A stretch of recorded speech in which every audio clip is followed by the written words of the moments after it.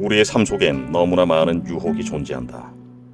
돈, 이성, 명예, 지위, 욕심 등 유혹은 없는 곳이 없다. 우리는 우리의 눈을 말끔히 닫고 자신의 해안과 굳건한 마음으로 유혹을 이겨내야 한다. 그렇게 자신을 건강하게 성장시키고 행복하게 살아가야 한다. 과거를 가지고 삶의 행복과 불행을 속단하지 마라. 모든 순간의 감정은 아름다운 것이다. 당신이 소중하게 여길 줄 안다면 말이다. 행복한 채굴림. 여러분, 중국 최대의 검색 사이트에서도 정체를 알아낼 수 없는 신비의 작가가 있습니다. 남자인지 여자인지 모르고요.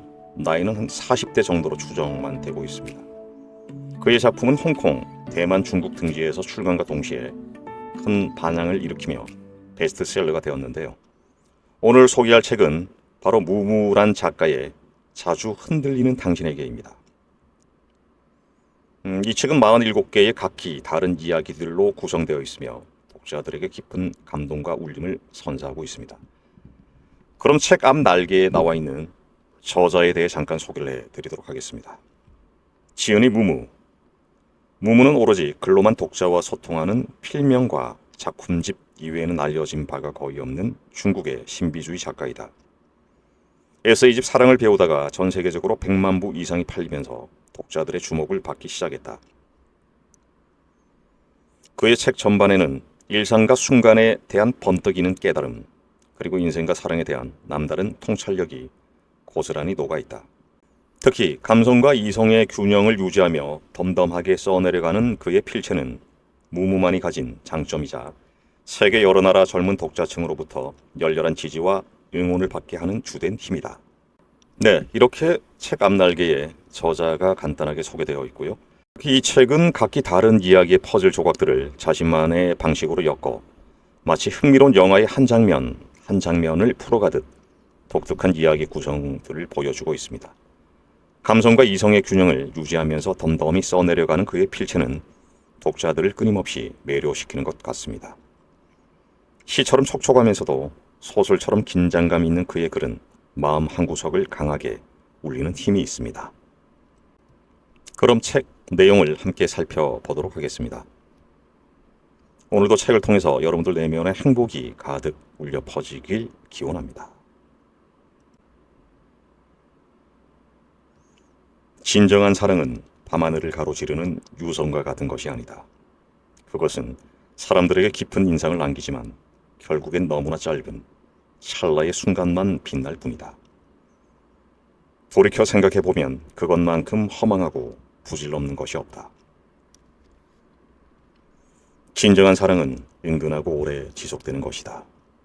진심만 있다면 주위의 고난과 역경들은 그저 스쳐 지나가는 손님에 불과하다. 그렇기에 당신의 마음에 깊은 상처를 남기지는 않는다. 사랑은 그 어떤 풍파도 이겨낼 수 있는 것이다. 물론 상대가 먼저 변심하는 경우를 제외하곤 말이다. 그때 그들은 매우 가난했다. 저축해놓은 돈도 없었고 길거리에서 종일 채소를 파는 일이 유일한 수단이었다. 집으로 돌아오면 녹초가 되어 쓰러지기 일보 직전이었다. 그러나 등 하나만 있으면 이 허름한 집도 금방 밝아지는 듯 했다. 비록 10와트짜리 절전용 등에 불과했지만 말이다. 그녀는 전등 아래에서 팔고 남은 채소를 정리하곤 했다. 그는 하루 수입을 셈해 보았다. 그리고 둘은 같이 앉아 밥을 먹었다. 한편으론 밥을 먹으면서 한편으로는 다음날 아침엔 어떤 채소를 사야 할지 고민하는 시기였다. 밥을 다 먹고 나면 그가 설거지를 하고 그녀는 빨래를 했다. 그렇게 그들은 10시가 넘어서야 한숨을 돌릴 수 있었다. 5, 6년이 지나 형편은 점점 나아졌고 작은 가판대에서 채소를 팔던 그는 의류회사의 사장이 되었고 그녀는 자연스럽게 전업주부가 되었다. 그들은 도시에서 큰 집도 사게 되었다. 인테리어를 할 때 그는 한사코 등을 많이 달아야 한다고 우겼다. 어쩔 수 없이 거실에 10개의 등을 달게 되었다. 그녀가 말했다. 이렇게나 많이 필요해? 낭비 같아. 그가 말했다. 우리 이제 돈이 많이 생겼잖아. 앞으로 이렇게 밝은 날만 있을 거라고. 이렇게 말하면서 거실의 모든 등을 켰다. 너무 밝아 그녀가 눈을 뜰 수 없을 정도였다. 그렇지만 그녀는 언제나 하나의 등만을 켜곤 했다. 여자의 식감으로 알 수 있었다. 그에게 다른 여자가 생긴 것이다. 한밤중에 그녀는 혼자 조용히 눈물을 흘렸다. 하지만 낮엔 아무 일도 없었다는 듯 평소와 다름없이 지냈다. 하루는 그가 아주 늦게 집으로 돌아왔다. 술에 취해 인사불성이 된 채였다. 그는 습관적으로 손을 뻗어 거실 등 스위치를 찾았다. 탁탁탁. 그런데 아무리 눌러도 켜지는 등은 단 하나뿐이었다. 어떻게 된 거야? 그가 짜증을 냈다. 그 때문에 잠이 깬 그녀가 차분히 말했다. 등 하나가 뭐 어때서 그래? 돈도 절약할 수 있고. 그것만으로도 집은 충분히 밝아. 그리고 다른 등은 이미 다 고장났어. 등들이 그렇게 많이 고장났었지만 그는 모르고 있었다. 그러면서도 애인에게는 얼마나 섬세하고 자상했던지. 심지어 각종 생활용품조차도 애인을 위해 사다 주고 있었다. 그리고 이상하게도 그의 사업상에 문제가 생겨 회사가 가장 어려운 시기에 빠졌을 때 그의 애인은 다른 남자와 바람이나 그를 떠나버렸다. 아내는 비상금을 꺼내어 그에게 건네주며 말했다. 들고 가서 써. 그는 두 눈으로 보고도 통장에 써진 숫자를 믿을 수 없었다. 그것은 하루 이틀 모은 금액이 아니었다.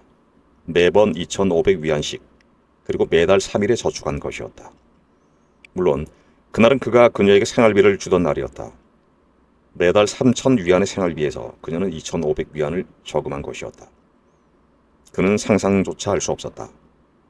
그가 다른 여자에게 물쓰듯 돈을 쓰고 있을 때 그녀는 혹시 모를 위험에 대비해 이렇게 큰 돈을 모아둔 것이다. 그는 원래 그렇게 말 한마디 없이 떠난 애인이 자신의 삶이 화려한 등불 같은 것이라 생각했었다. 평생 그를 다채롭고 아름답게 비춰줄 것이라 믿었다. 하지만 마침내 깨달았다. 아내야말로 그의 삶 속의 등불이라는 것을. 그리고 이 등불은 하나만으로도 충분히 그의 일생을 따뜻하게 해줄 것이라는 것을 말이다. 사실 진실된 사랑은 형식이 아니라 누추함마저도 귀하게 여기는 마음에 있다. 어떤 여성 작가가 이런 이야기를 쓴 적이 있다. 하루는 아들이 잡지 한 권을 가지고 와 나에게 물었다. 만약 3명의 남자가 엄마에게 구애를 한다고 쳐요. 첫 번째 남자는 엄마에게 밥을 잘 사주고요. 두 번째 남자는 엄마에게 꽃을 선물하는 것을 좋아해요. 그리고 세 번째 남자는 엄마를 사랑하는 마음을 시로 써주는 것을 좋아해요. 그렇다면 엄마는 어떤 사람과 결혼하고 싶어요? 다 별로야. 만약 이 세 사람을 하나로 합치면요. 그럼 한번 생각해보지 뭐. 좋아요.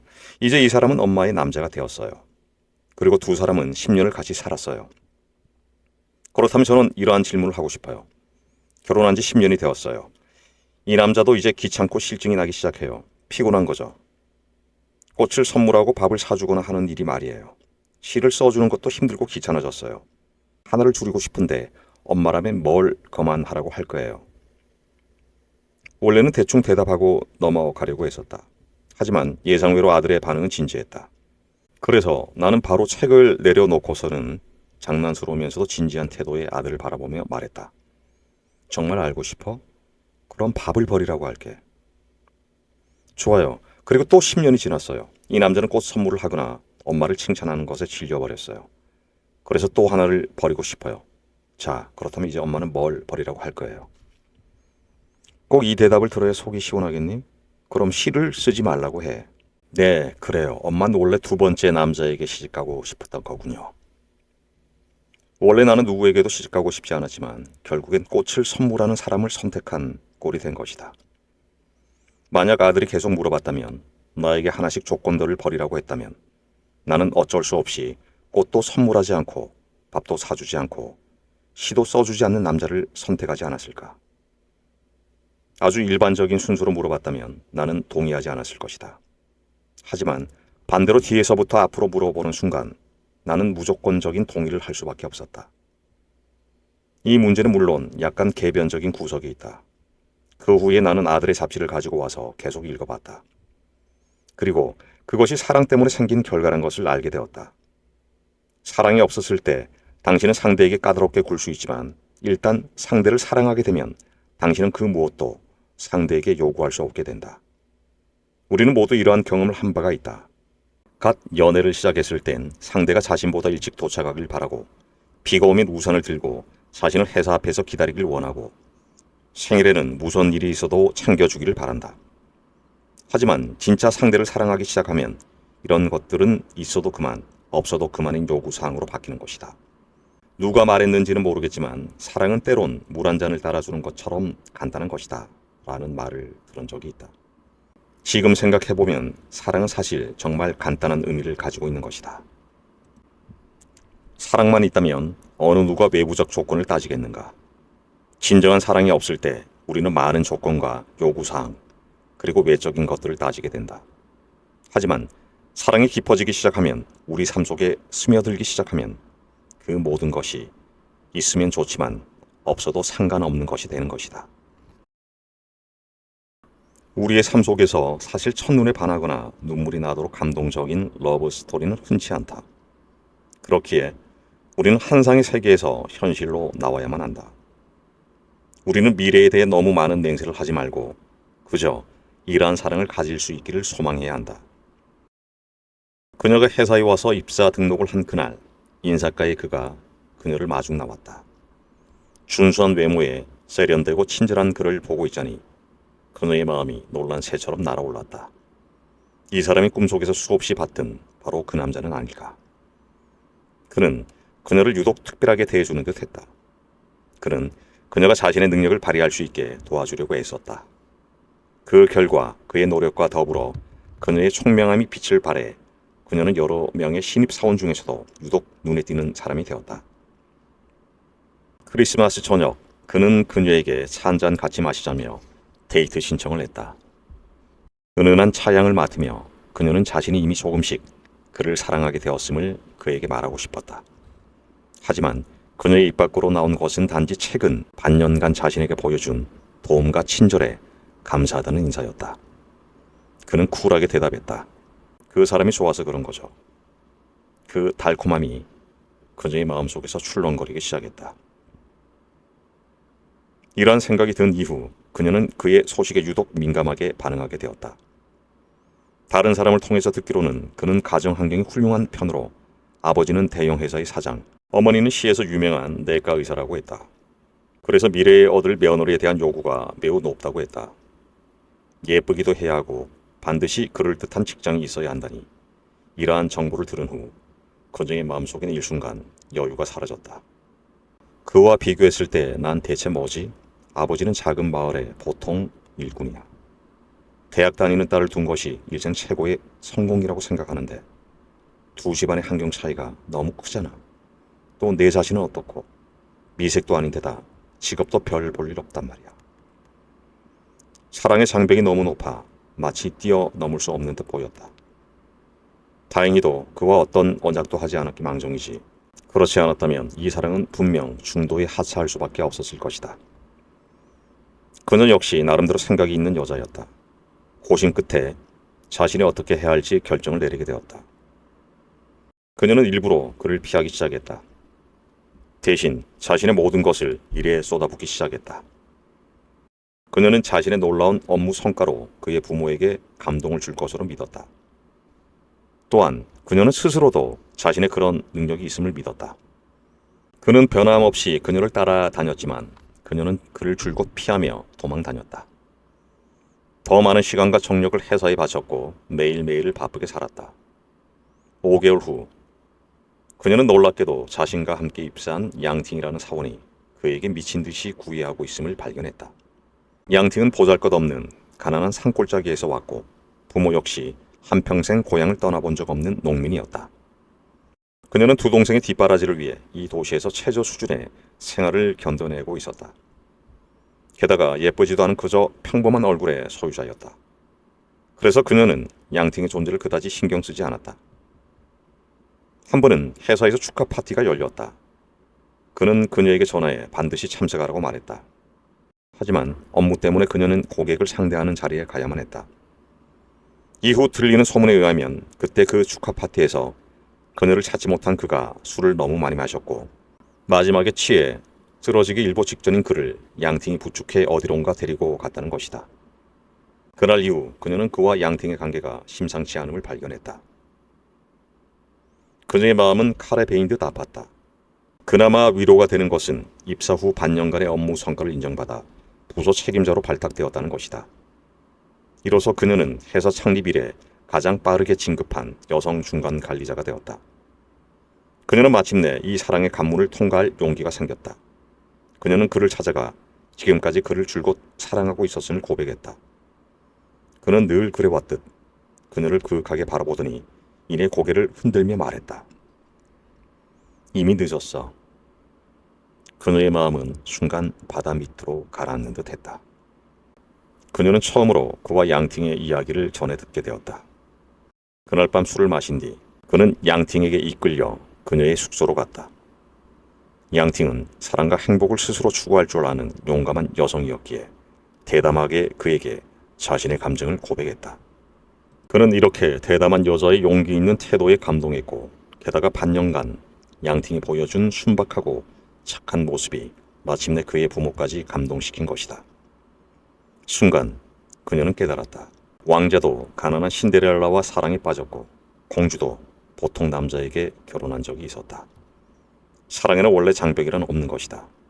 소위 말하는 장벽 역시도 자신이 자신에게 설정한 병풍과도 같은 것이었다. 네, 책 내용은 여기까지 살펴보도록 하겠습니다. 이 책은 단순히 사랑 이야기만을 다루지는 않는 것 같습니다.